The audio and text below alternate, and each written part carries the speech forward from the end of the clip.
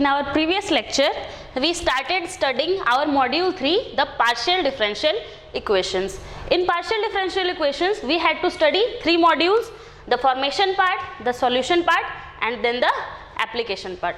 In the formation part we have to study 2 methods. The first method was formation of partial differential equations using the elimination of arbitrary constant, and the second method of formation of PDE is elimination of arbitrary functions. So we saw some problems in formation of partial differential equation using elimination of arbitrary constant. We will see one more important problem. After that we will move to our next part of formation, that is the elimination using elimination of arbitrary function. So there is one more important question in this topic, that form partial differential equation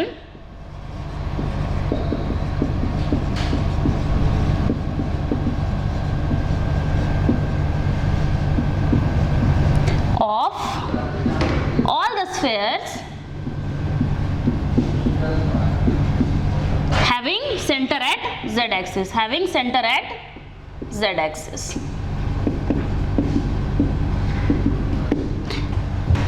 So what is the equation of sphere having center at z-axis?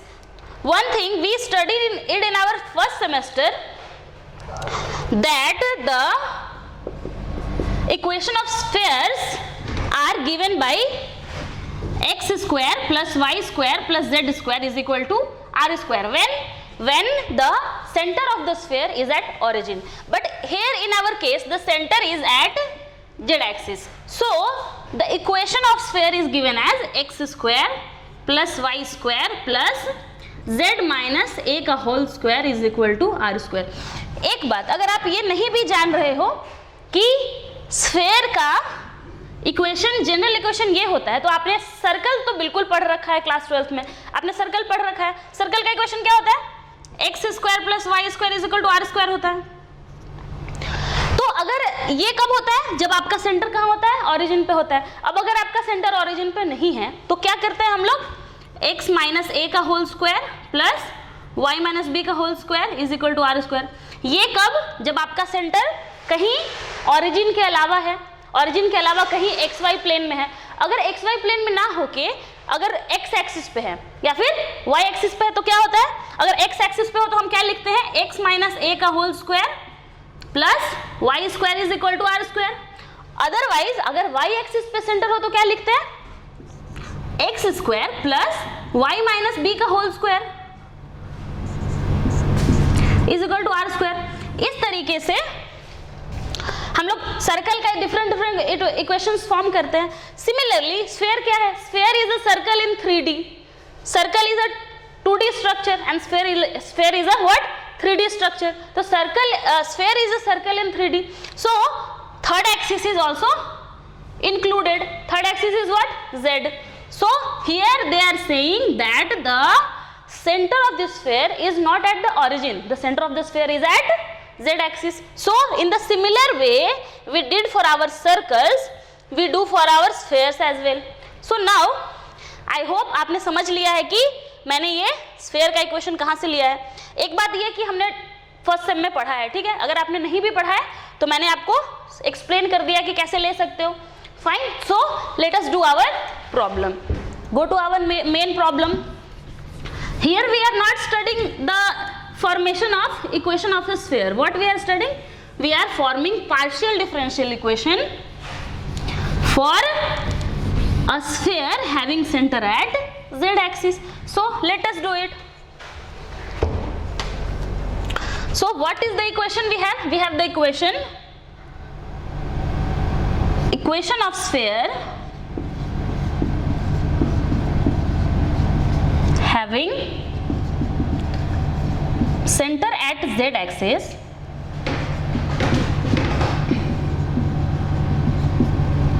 बताओ क्या होता है? बता दिया मैंने आपको पहले ही. क्या होता है? X square plus Y square plus z minus a का whole square is equal to क्या? R square. अब क्या करना है हमें, what is the arbitrary constant here? The arbitrary constant here is a. So what we have to do, we have to eliminate r. How to eliminate a? Sorry, we have to eliminate a. So how to eliminate a? What we do generally, we differentiate our given equation with respect to x first, then with respect to y, and then we try to eliminate by some manipulation as per our comfort. So let us differentiate this equation with respect to x, then with respect to y, then we will try to eliminate the value of a. Fine. तो differentiate करते हैं इसको. Differentiating equation 1, differentiating equation 1 क्या करेंगे, पहले सबसे पहले x के रिस्पेक्ट में करो. x के रिस्पेक्ट में करोगे तो क्या मिलेगा, y तो कांस्टेंट हो जाएगा x के रिस्पेक्ट में, बिकॉज वी आर डिफरेंशिएटिंग क्या, पार्शियली. तो इसका तो डिफरेंशिएशन 0. 2x का x स्क्वायर का क्या होगा, 2x. Fine. Plus 2 into z minus a, और ये क्या होगा, डो z बाई डो a, डो z बाई डो x, और आर स्क्वायर तो क्या है, कांस्टेंट है. तो यहां से क्या मिला, डो z बाई डो x क्या होता है हमारा, this is our p. So 2 को कैंसिल कर देती हूं मैं, क्योंकि 2 तो कॉमन है, 2 कट गया. So x plus z minus a into p is equal to 0. यहां से क्या करते हैं हम, ओके, इसको ऐसे रहने दो, बाद में देखते हैं कि कैसे एलिमिनेट करना है. हमें एलिमिनेट किसको करना है, a को करना है. तो एक काम करते हैं हम लोग, पहले y के रेस्पेक्ट में डिफरेंशिएट कर लेंगे और फिर देखेंगे कि a को कैसे एलिमिनेट किया जा सकता है. फाइन. तो so let us differentiate. Now differentiating equation 1 with respect to y. तो क्या होगा, y के रिस्पेक्ट में डिफरेंशिएट करोगे तो x स्क्वायर का डिफरेंशिएशन 0 हो जाएगा. तो अब क्या हो गया, ये मुझे मिला 2y plus 2 into Z minus a into डो z बाई डो y इक्वल्स टू 0. और डो z बाई डो y क्या होता है, बता रखा मैंने आपको, क्या होता है, q होता है.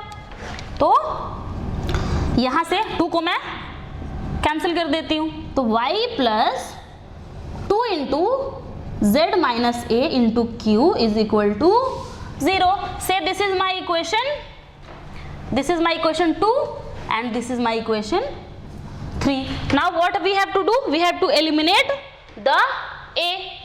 तो अब देखो इक्वेशन 1, इक्वेशन 2 और इक्वेशन 3 को देखो, a को कैसे एलिमिनेट कर सकते हैं. आप नोटिस करो कि यहाँ पे z minus a common terms है. तो क्या करेंगे, अगर हम लोग z माइनस a का वैल्यू निकाल लें दोनों इक्वेशंस में से, तो दोनों को हम लोग इक्वेट कर सकते हैं. Fine. So let me do it here. From here what we see, equation 2 says that minus of x by p is equal to z minus a. Z minus a is equal to minus of x by p. And equation 3 says that z minus a is equal to minus of y bata q. Fine, the 2 is cancelled here, no? The 2 is cancelled here. So z minus a is equal to minus of y बटा q.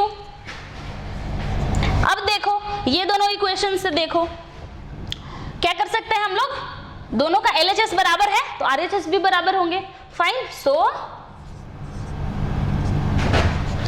LHS are equal, so RHS will also be equal. तो क्या करेंगे, minus x by p is equal to minus y by q. Negative को cancel कर देती हूं मैं. So here we see that qx is equal to py और qx minus py is equal to 0. Fine. This is my final answer for this question. I hope you understand. This is a very simple question. The point in this question was only we should know the equation of sphere having center at z axis. दूसरी चीजें भी हो सकती थी, means they can give you different geometrical structure for which they can ask you the partial differential equation.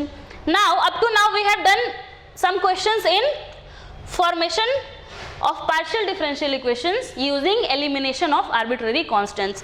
The next thing we are going to do the formation of partial differential equations using elimination of arbitrary functions. So let us move to our next topic, which is formation of partial differential equations using the arbitrary function का elimination. Fine, you can do these sort of problems very easily. Just आपको क्या करना है, आपको अपना बुद्धि और विवेक का इस्तेमाल करना है. क्या करने में, सिर्फ करना क्या है, सिर्फ आपको ए को एलिमिनेट ही तो करना है. आपके हाथ में आप डिफरेंशिएशन आपको आता ही है पहले से, है ना. तो इन टॉपिक्स में क्या है, बहुत ज़्यादा कुछ कॉन्सेप्ट नहीं है, कुछ भी नया नहीं है. Just simplification and differentiation is there. तो चलो हम लोग स्टार्ट करते हैं our next topic with elimination of arbitrary, क्या, arbitrary functions.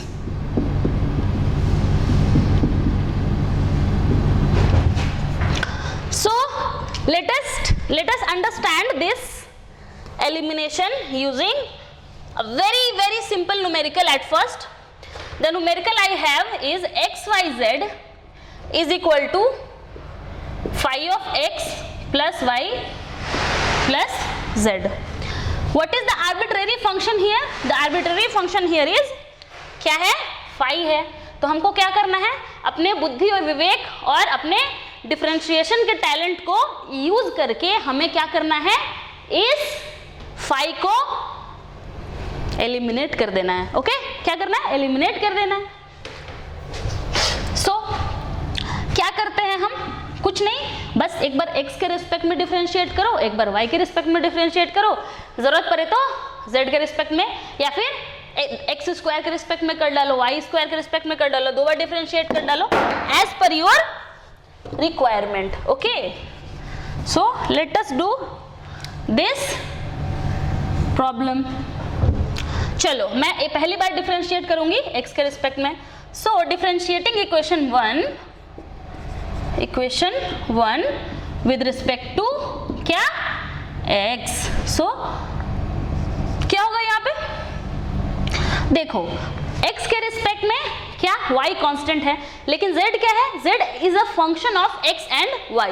So z is not constant with respect to x. तो इस x y z में y को तो हम लोग कॉमन कर सकते हैं, लेकिन क्या करेंगे, z को कॉमन नहीं कर सकते. अब दो वेरिएबल्स का क्या है, ये मल्टीप्लिकेशन है, तो प्रोडक्ट रूल से आप क्या करोगे, इसको डिफरेंशिएट करोगे. क्या होगा डिफरेंशिएशन, प्रोडक्ट रूल में क्या होता है कि एक को कांस्टेंट मान के दूसरे को डिफरेंशिएट करो, फिर दूसरे को कांस्टेंट मान के पहले को डिफरेंशिएट करो. तो चलो पहले मैं z को कांस्टेंट मान के x को डिफरेंशिएट करूंगी, क्या मिलेगा, 1. फाइन, मुझे मिलेगा 1. और अभी x को कांस्टेंट मान के z को डिफरेंशिएट करूंगी, मुझे मिलेगा dou z by dou x. What will be this? This will be equal to phi dash of x plus y plus z और dou z by dou x. क्योंकि क्या करते हैं, चेन रूल लगाएंगे तो इसका डिफरेंशिएशन इनटू इसके अंदर वाले का डिफरेंशिएशन, तो क्या होगा, x के रिस्पेक्ट में तो 1 हो जाएगा. Okay, then I have to do it like, जब हम इन तीनों टर्म्स को डिफरेंशिएट करते हैं x के रिस्पेक्ट में, तो क्या मिलेगा मुझे, 1 plus dou z by dou x.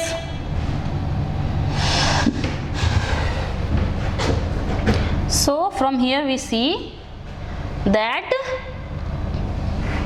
this is my yz plus क्या है ये, p है. What is this? This is p. तो yz plus px y, yz plus pxy is equal to क्या होगा ये, phi dash of x plus y plus z into 1 plus p. This is again a p. This is my equation 1. This is my equation 1. Okay, so this is my equation 1. Now differentiate it with respect to y. Differentiating with respect to y. तो क्या करेंगे, x constant है. Differentiating equation 1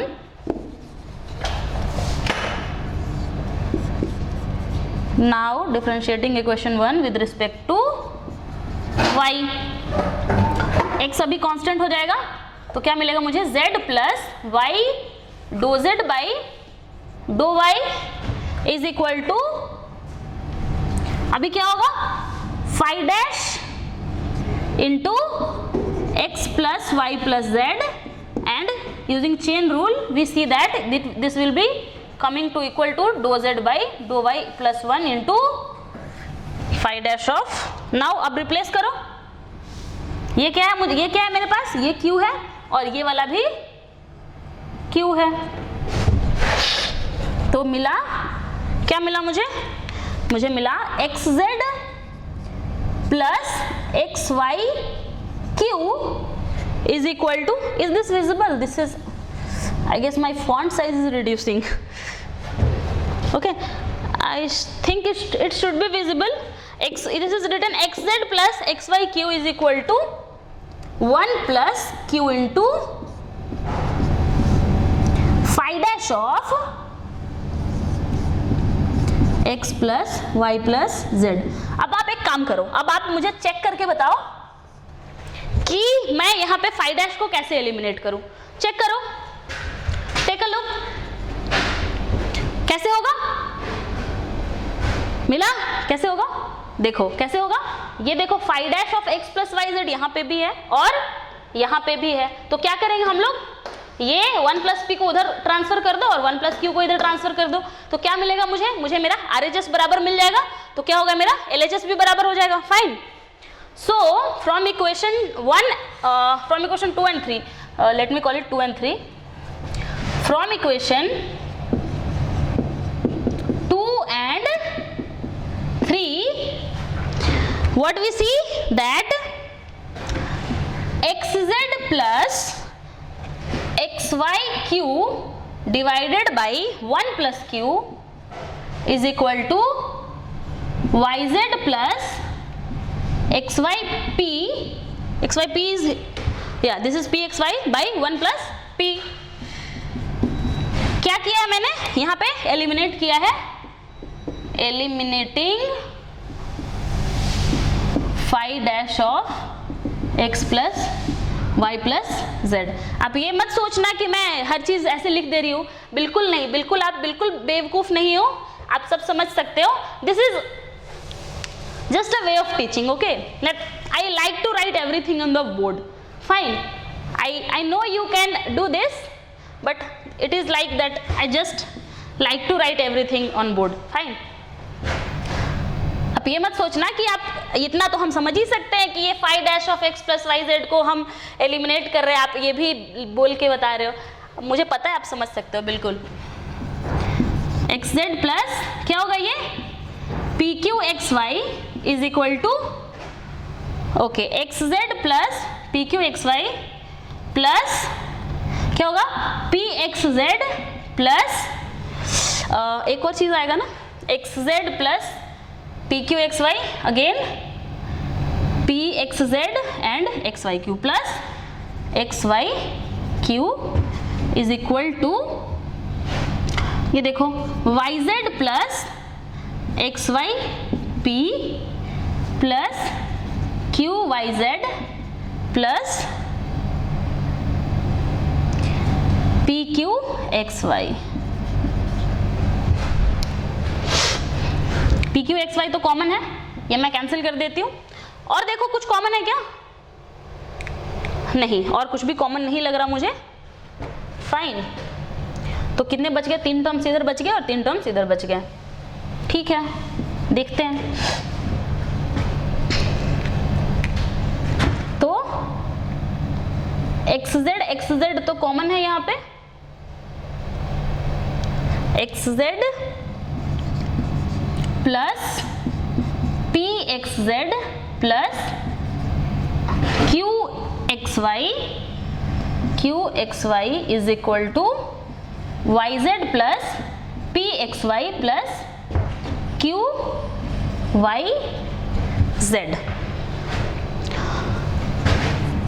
चलो pq को एक जगह कर देती हूं मैं, तो ये क्या होगा x माइनस वाई इंटू